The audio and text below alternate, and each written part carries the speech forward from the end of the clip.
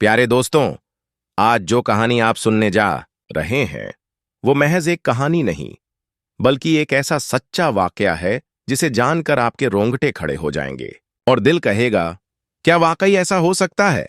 ये एक गरीब मेहनतकश औरत की कहानी है।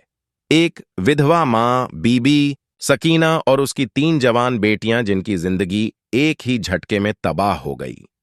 ना वो लड़कियां बाहर जाती थीं, ना किसी से मेल झोल रखती थीं, ना ही कभी घर की 4 दीवारी लांघी थी। फिर अचानक वो तीनों ऐसी हालत में पाई गईं जो किसी को भी हिला देने वाली थी। किसने किया ये सब?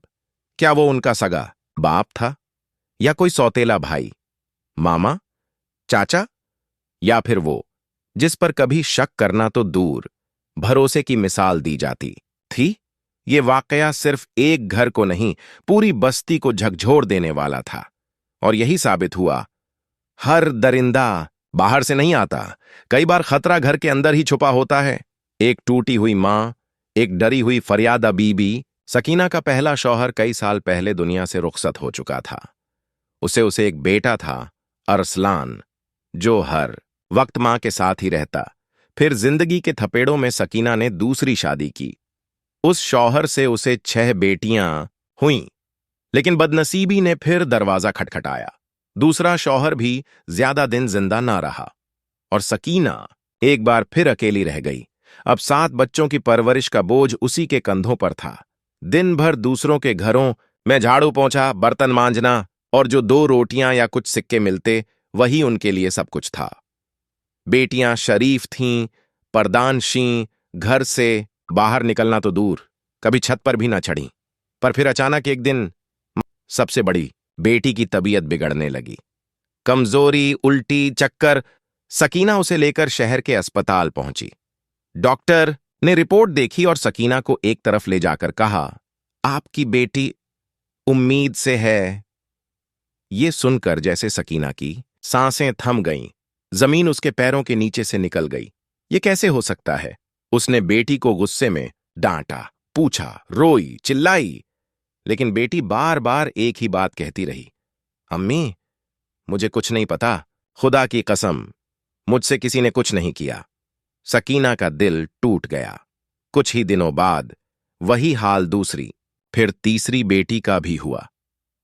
तीनों एक ही बात कह रही थीं, हमें कुछ याद नहीं, हमने कुछ नहीं किया, इंसाफ चाहिए। कई रातें जागकर, कई आंसू बहाकर आखिरकार सकीना ने हिम्मत की और अपनी टूटती उम्मीदों को थामे पहुंच गई जालंधर के बादशाह शाह फिरोज के दरबार में। बादशाह फरियादें सुन रहा था कि दरबार में एक औरत दाखिल हुई, बीबी सकीना। नंगे पांव, आंसुओं से भीगा चेहरा और दिल में सिर्फ एक सवाल, मुझे इंसाफ कब मिलेगा? बादशाह ने उसे देखा और पूछा, मां जी, आप क्यों रो रही हैं? बताइए, आपको क्या तकलीफ है? सकीना की निगाहें इधर उधर भटकीं, लेकिन लफ्ज नहीं निकले। मंत्री आगे बढ़ा, अम्मा, कहिए, क्या दर्द है? बीबी सकीना ने कांपती आवाज में कहा, बादशाह सलामत, मेरा दुख ऐसा है कि अगर इसे सबके सामने बयान करूं तो मेरे घर की दीवारें भी शर्म से कांप जाएंगी। मैं अकेले में बात करना चाहती हूं। बादशाह ने कुछ सोचा, फिर अपने सिपाहियों को हुक्म दिया, इस मां को मेरे खास कमरे में लाओ, मैं इसका दर्द खुद सुनूंगा। क्या बीबी सकीना को इंसाफ मिलेगा? कौन है वो छुपा हुआ दरिंदा? क्या बादशाह सच्चाई तक पहुंच पाएगा? जान, एक मां की पुकार, इंसाफ का दिन। जब पहली बार मेरी बेटी की तबीयत बिगड़ी तो मुझे लगा शायद कमजोरी है, लेकिन जब डॉक्टर ने कहा आपकी बेटी उम्मीद से है तो मेरे पैरों तले जमीन खिसक गई। मेरी बेटी की तो अभी शादी भी नहीं हुई थी। ये कैसे हो सकता था? मैं उसे घर लाया, गुस्से में थप्पड़ मारे, चीख कर पूछा, कौन है वो, किसने किया ये? लेकिन वह बस रोती रही, मेरे कदमों में गिर पड़ी और कहा, अम्मी, मुझे कुछ नहीं पता। खुदा की कसम, मैंने कभी किसी मर्द को न देखा, न बात की। मैं तो कभी अकेली बाहर भी नहीं गई। मैंने उसकी आंखों में देखा, मुझे समझ आ गया, वो सच बोल रही थी। हम चुप हो गए। बच्चा हुआ, हमने उसे भी दिल से अपना लिया। लेकिन कुछ महीनों बाद मेरी दूसरी बेटी की तबीयत बिगड़ी। वही डॉक्टर, वही जवाब, आपकी बेटी भी उम्मीद से है। अब मेरा दिल कांप उठा। और जब तीसरी बेटी भी इसी हाल में मिली तो मैंने अल्लाह से फरियाद की, या रब, ये कौन है जो हमारी मासूम बेटियों की जिंदगी बर्बाद कर रहा है। आखिरकार जब सब्र का प्याला छलक गया, मैं अपनी तीनों बेटियों को लेकर बादशाह शाह फिरोज के दरबार पहुंची।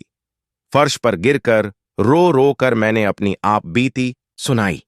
बादशाह सलामत, मुझे इंसाफ चाहिए।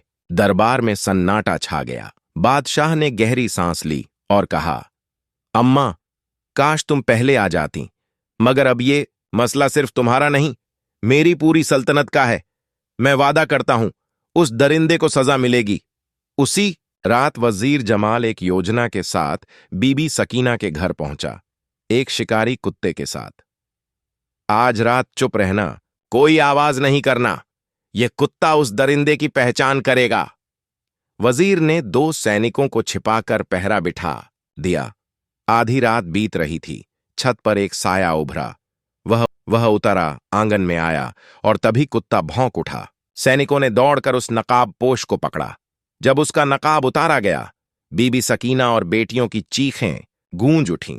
वह कोई और नहीं, उनका सौतेला भाई अरसलान था, वही जिसे उन्होंने भाई माना था, वही जिसे एक मां ने बेटे की तरह पाला था।